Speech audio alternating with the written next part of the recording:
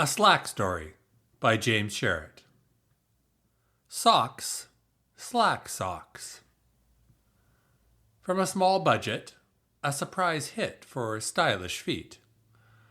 Early and later versions, a little nostalgia. The world is changeable.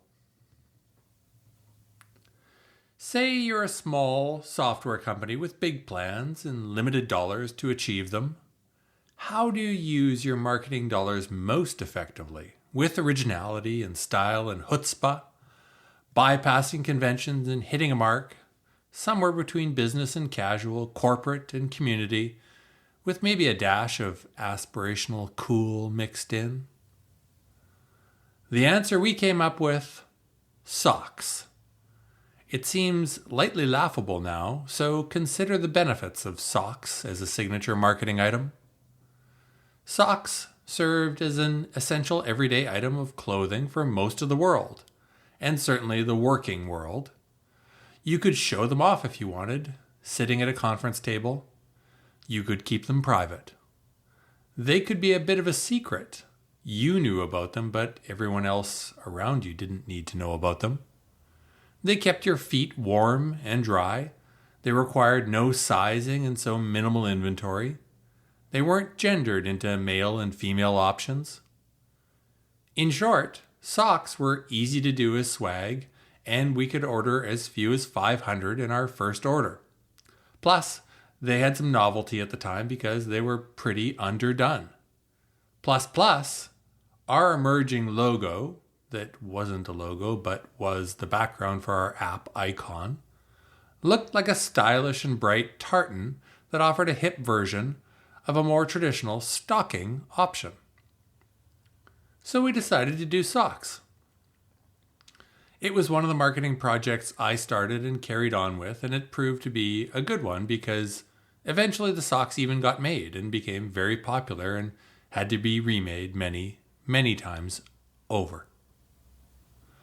A tour of how to get socks made.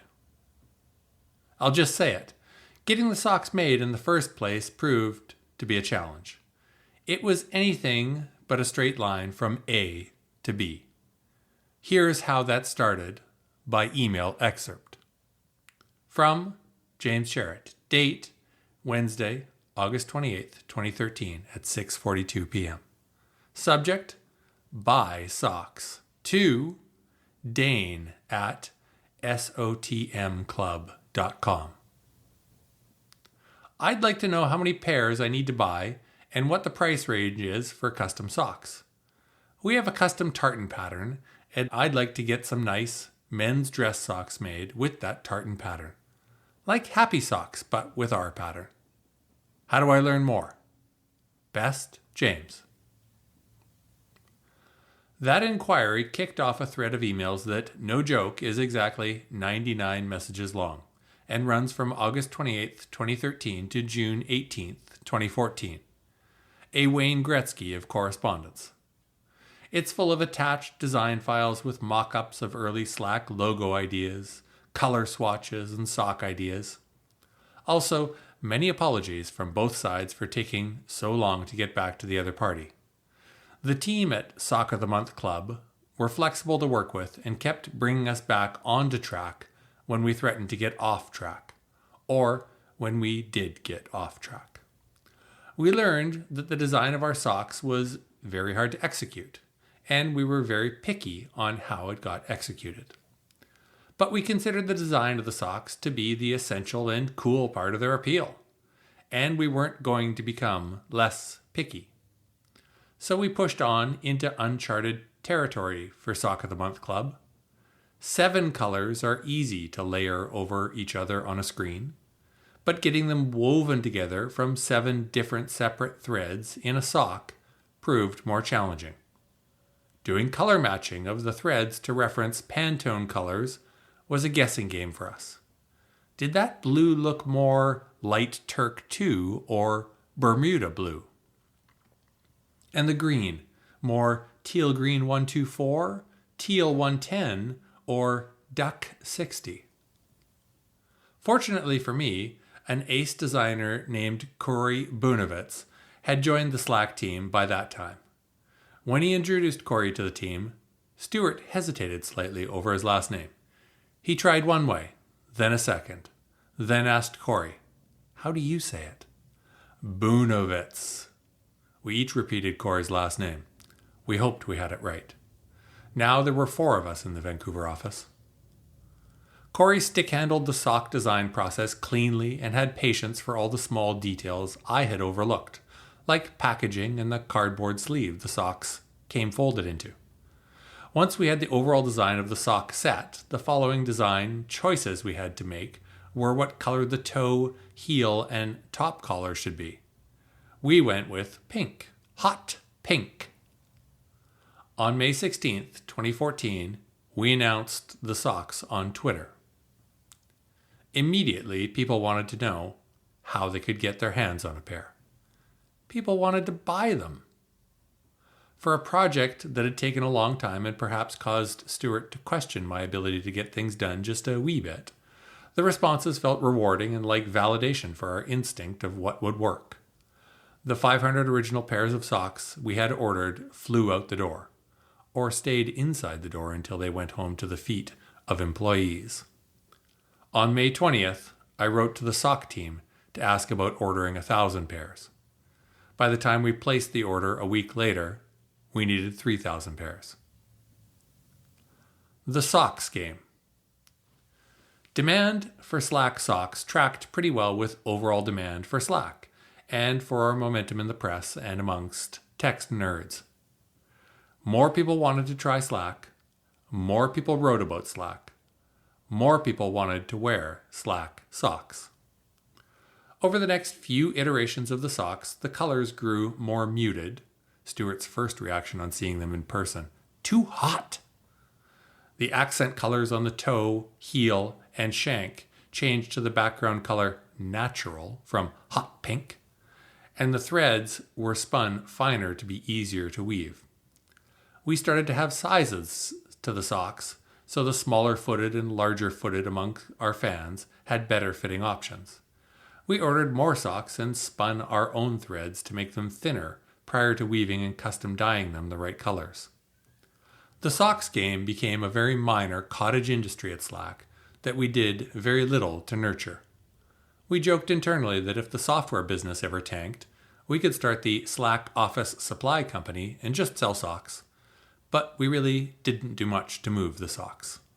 The socks moved themselves, and the Slack Office Supply Company became a small sub-brand we used on the cardboard sock sleeves and a few coffee mugs soon thereafter. I hope someone, in addition to those of us who worked at Slack, found some fun in it. How many socks did we end up ordering? Someone might know the exact number. I do not. It's certainly in the range of 500,000. People would post photos of them wearing the socks. Large customers would get sent bundles of 50 socks. Larger orders would get a bale of bundles holding 200 or 500 pairs of socks to hand out on launch days. Some people started calling them slocks as a portmanteau of Slack plus socks, but this was frowned on internally. People started to make sock puppets and post videos of small plays they put on. For corporate swag, the socks worked out very well. There was also an internal face to the success of the socks. When a new employee joined Slack, they got a pair as part of their welcome package on day one. At the risk of overstating folks' enthusiasm, pretty much every early new employee knew about the socks. Some joked they had joined for the socks. Eventually, I handed off socks to marketing professionals, and they did a much better job with the project. I felt happy to see them well served by a teammate with more time and expertise for the sock game, but a bit sorry to see them go at the same time. I'll let my bias for the originals show here. I still have a partial bundle of socks on the top shelf of my clothes closet that I dig into to share with friends. Work socks. To coincide with the day Slack debuted on the New York Stock Exchange, June 20th, 2019, new Slack socks showed up on each employee's desk. My 2 cents is they were not tartan or particularly stylish, and they looked to me like pretty much any company could have produced them. The only distinguishing characteristic to my eye was the inclusion of work on them, the stock ticker symbol Slack would trade under, and the date of our direct public offering. I hate to be the Debbie Downer here, but sometimes originals are never exceeded.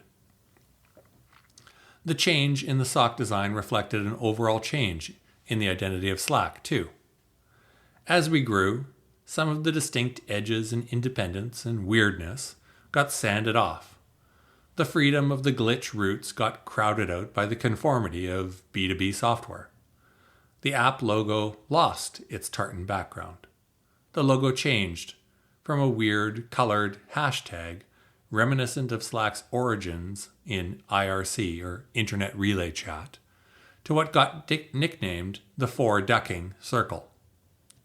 Internally, we talked about maturing and generally put a rosy tint on the changes. Many amazingly skilled and diligent folks joined the company with a mandate to make it more marketable, and they did very good work helping evolution happen. I can't honestly complain about the changes. The best neighborhoods get gentrified, and some things are gained, and some things are lost in the process. Marketing moved to SF. Is it simple enough to say that capitalism eventually eats all its children? That we traded our weirdness for commercial acceptability? That we made a bargain, sometimes calculated and explicit, and sometimes generated by the sheer scale of growth we pursued? I'm not sure I'll be able to answer those questions knitted into the context of socks, but those are the questions conjured for me. One of the effects that feels inevitable when growth is so highly valued is a streamlining and homogenization. So many new people get hired. Those people come with track records of success. Those track records are born from doing things an established and proven way. The new people bring along the established and proven way. As we grew and became more indoctrinated with the established and proven ways, I came to appreciate them and learn to even enjoy them. They helped us grow faster than we could have grown otherwise. They removed risk. They prepared us for a larger future. If we'd had to figure out each part of our business slowly and purposefully, from scratch, to ensure it reflected our values and culture and what we aspired to achieve, it would have taken forever, and our story would very likely be very different now. But still, I miss the originality of those first pair of socks. Up next, launching paid Slack. Asking to get paid for Slack. How we decided to launch. Tactics we used. Credits and the mechanics of our business. Thank you very much.